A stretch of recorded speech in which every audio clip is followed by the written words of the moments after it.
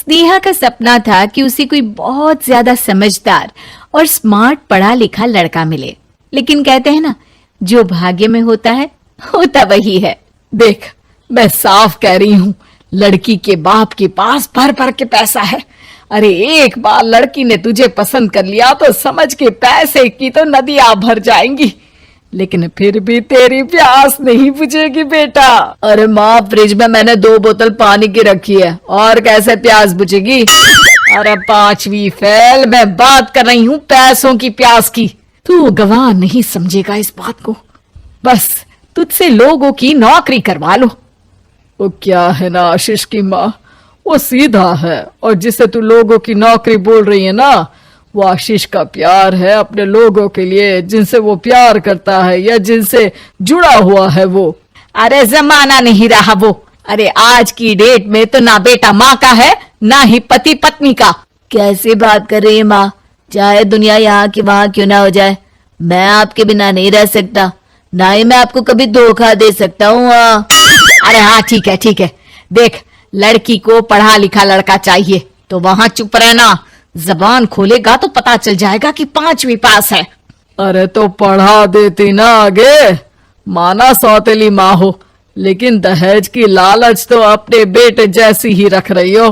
पापा ऐसा मत बोलिए ना माँ को, वो मेरी माँ है, मैं उनसे बहुत प्यार करता हूँ। अच्छा बेटा, कुछ नहीं कहता, बस तैयार हो जा, चलते हैं और देखते हैं कि कौन है लड़की और क्या चाहती है।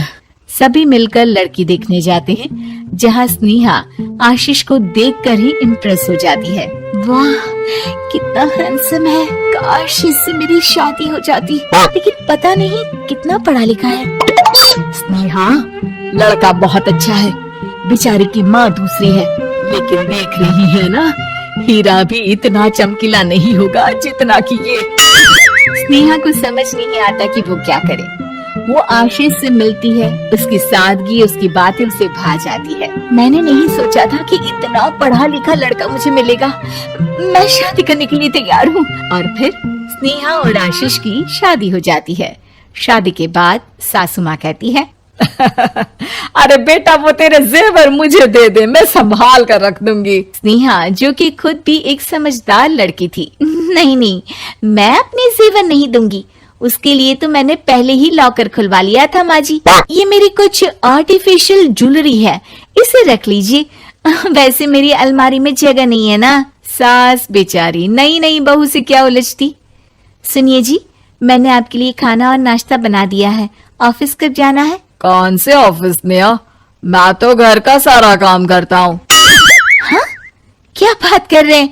इतना पढ़ लिख कर आप घर का काम क्यों करते हैं? कितना पढ़ लिख कर? मैंने तो सिर्फ 5वीं तक पढ़ाई की है। तभी वहाँ सास आ जाती है। अरे 5वीं तक भी पढ़ लिया तो समझो मेरी कृपा से, वरना तो जो इसके लक्षण थे ना, क्या बताना। अच्छा आशीष, जरा बाहर जा और भाग कर टूथपेस्ट लेकर आ।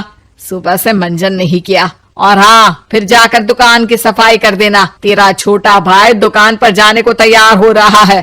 स्नेहा ये सब सुनकर हैरान रह जाती है।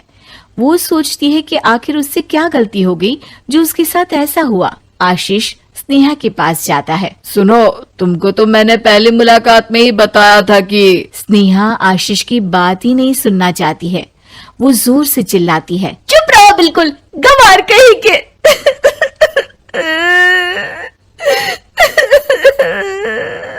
कितना बड़ा धोखा हो गया मेरे साथ, अब मैं इस घर में नहीं रह सकती। प्लीज ऐसी बात मत करो, मेरी पत्नी हो तुम, जैसे बोलोगी मैं वैसा करूंगा। मैं कोशिश करूंगा बाहर जाकर कोई काम ढूंढ लूं, पर प्लीज मत जाओ। चुप रहो गंवार कहीं के, मैं तुम्हारे जैसी की बीवी हो ही नहीं सकती। आशीष स्नेहा को लाख समझाने की कोशिश करता है, लेकिन वो अपने मायके चली जाती है। माँ चलिए ना, स्नेहा को मना कर लेकर आते हैं। अरे जाओ, बनाने जाए मेरी जूती। इतना घमंड, जैसे कलेक्टर हो कहीं की महारानी। अरे मैं तो तुझे कहूंगी कि तू भी भूल जा, हमने नहीं भगाया, खुद ही तो गई है। माँ वो बीवी है मेरी, मैं प्यार करता हूँ उससे, मैं जा रहा हूँ उसे लेने। वहीं स्नेहा के घर पर, माँ वो तो कुछ काम ही नहीं करता, घर का नौकर है, 5वीं पास। मैं नहीं रह सकती ऐसे आदमी के साथ माँ।